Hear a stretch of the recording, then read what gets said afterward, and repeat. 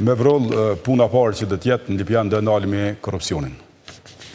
Se ka korrupsion, ka nepotizëm, këto stanet janë stanet e para. Për me vazhdu tutje. A duhet vroll me ndalë korrupsionin? Do të me vroll me ndalë, do të me quhu gjithë ata njerëz në prokurori edhe me dërgu gjithë ato bamët e tyne, që tash ky kryetar edhe ka pas instalime të mëhershme në këtë çështje.